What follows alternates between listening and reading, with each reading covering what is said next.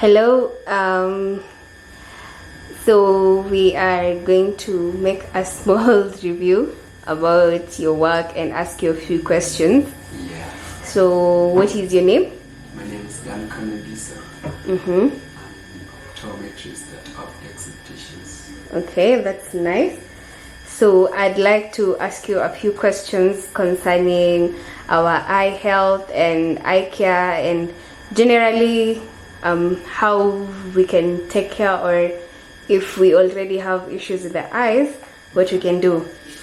So, okay, the first question, are there any lifestyle changes people can adapt to maintain good eye health? Of course they are very, very many. Number one, which I'm emphasizing on, is eating a balanced diet. That is, you can take food rich in vitamins and minerals like vitamin C, A and E, and minerals such as zinc, carrots, and some colorful fruits. That's a good choice. Okay, so what they say about carrots is true, eh? Yeah, it's Nice. totally true. Okay. Okay. Number two, you have to quit smoking. Smoking can bring about things like cataract, the old age, like when you are approaching old age. Smoking is not good for your eye, I could say so. And number two, I emphasize on when you're using digital devices, make sure like... Wait, can I pause you on that? Like as you're talking about smoking, I want to ask you about, like, what about alcohol? You know that time when you're like a little bit buzzed, you start seeing things are fizzy. Can you also say, cause okay, you mentioned smoking only, so can you also say like alcohol, ama it's just the smoking peke, ama pia kuna other drugs zenye zina affect? Smoking is the leading. Oh, okay. Is the leading cause. Okay. Yeah. Alcohol, taking alcohol, maybe you can take, but not in large quantities. Okay. At least once in a while. It's not bad. Okay. Number three. But I'm not saying that you drink alcohol. Sawa. You're a good citizen. Okay. Okay. Number three. Number three, You keep are. your eyes hydrated always. That is by you can get that into practice by blinking your eyes often, and also using of artificial tears in the eyes. That will prevent your eyes from drying up, and yeah, you'll be good to go. So our next question. So how often, like, should someone schedule like an eye exam? It all depends on the person. First, for children, once they are born, at least 3 months after they are born, 6 years, and then later before they join school. And then there's this age gap between 18 and 60 years. So it depends. If you're using corrective glasses, you need to go for an eye checkup at least annually. And if maybe, let's say you're not having any issue with your eye or anything of that sort, it's good to check your eyes regularly, let's say annually or at least after 2 years. Okay. So and for diabetic patients, it's good also to go check your eyes oftenly, and to get checked, blood pressure or something. Does it affect someone's sight? Yeah, diabetic and pressure, it affects the eyes. So for them, you would recommend they do a regular checkup? Annually, or as advised from the optometrist. Okay, that's nice. I'll ask you another question. I think it should be my last. So what can I do to alterate eye strain, especially when I spend a lot of time in the like on how do I say, like devices like computer or like gadgets. Yes.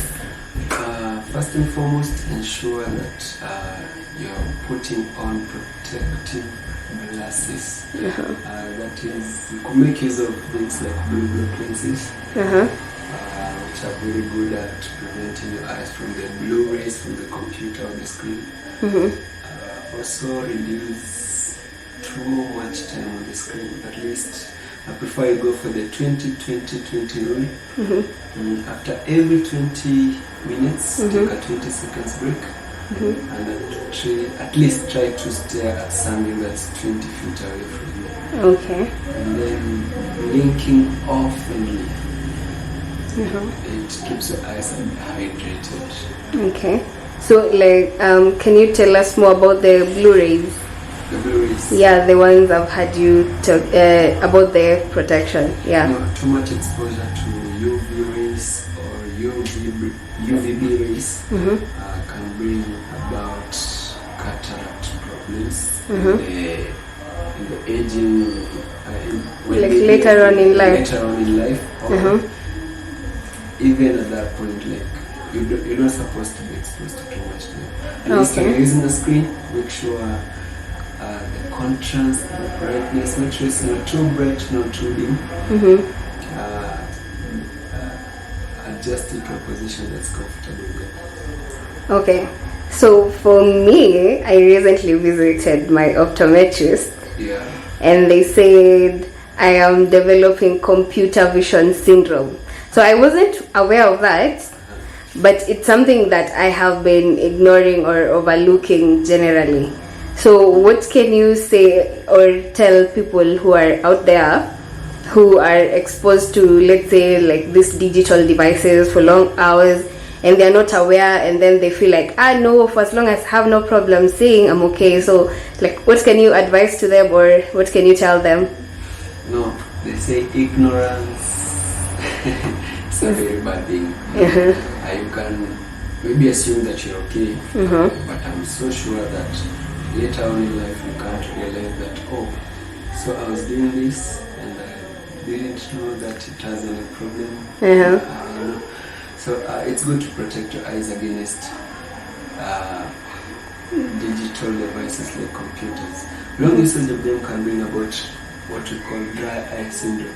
When those rays get like when you're exposed to those rays in a computer for so long, like let's say you're working in an office and you're exposed to the computer for more than 4 hours straight or 6 hours or so, you start to develop things like your eyes will start being itchy.